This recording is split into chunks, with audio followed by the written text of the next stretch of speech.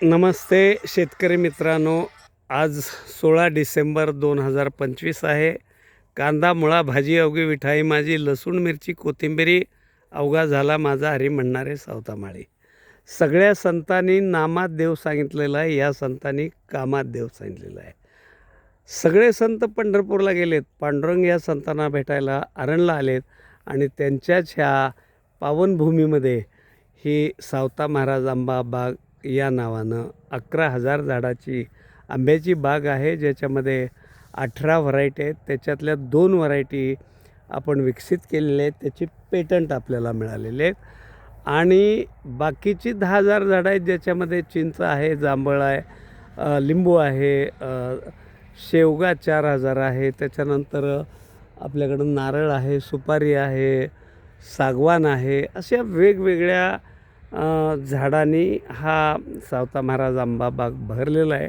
आणि आज 16 डिसेंबरच्या दरम्यान ही आपली बाग जवळजवळ 99% मोहराच्या परिस्थितीत आहे. मोहर निघालेलं आहे.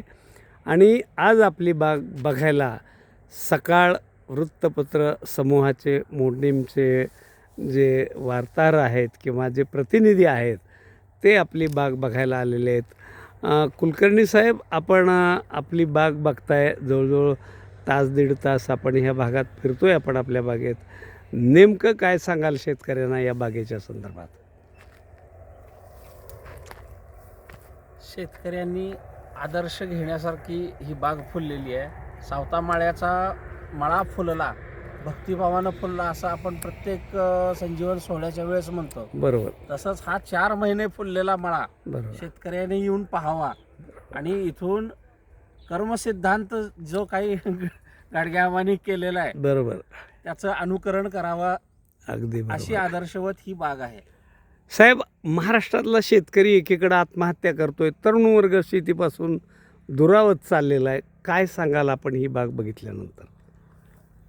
तरुण वर्गानंच हा खरं तर आदर्श घेतला पाहिजे.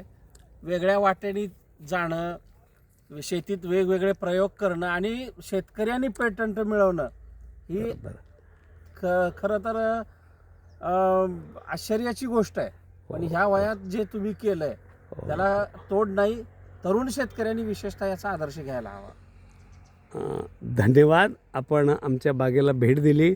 साधारणपणे आमच्या अंदाजाप्रमाणे, म्हणजे शेतकऱ्याचा एक होरा असतो, अंदाज असतो की साधारण मार्चच्या 15 तारखेपर्यंत आमची ही बाग मार्केटमध्ये आंबा विक्रीला उपलब्ध करून देऊ, अशा पद्धतीचं आमचं नियोजन आहे. आज आपण आलात, असंच मार्चच्या 15 तारखेच्या दरम्यान आपण आला तर आमच्या आंब्याच्या बागेची चवही आपल्याला चाखायला मिळेल. पुन्हा एकदा आपलं सर्वांचं मनापासून धन्यवाद, आभार आणि धन्यवाद.